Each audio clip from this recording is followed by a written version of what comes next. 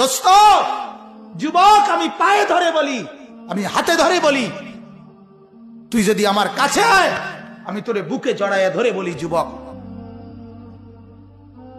তোমরা যারা মোবাইলে সারাদিন এমবি ঢুকাও আর সারাদিন ছবি দেখো, নাচ গান দেখো, আর নামাজ রোজা বন্দিগির কোনো খবর নাই তোমাদের, চেহারা সুরতের জঙ্গলি জানোয়ার বানায় ফেলছ, নওজোয়ান, আমি আমার কাছে আসো, আমি বুকে জড়ায় ধরে, তুমি কাঁদো না, আমি একটু কাঁদি তোমার লাইগা।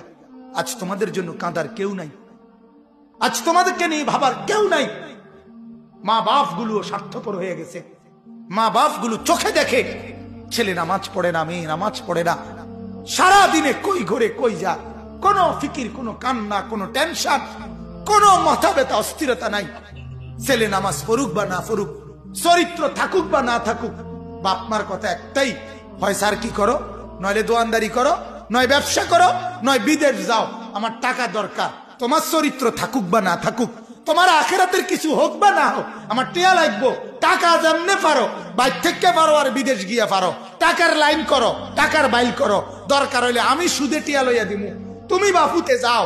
বাপে হইলে সুদে টিয়া লয়, ফুতে টিয়া সুদ সুদ করে, বাহ, দুইজনে মিল্লা সুদের লেনদেন করিয়া দোনোজনে মিল্লা জাহান্নামের রেডি হইতেছে।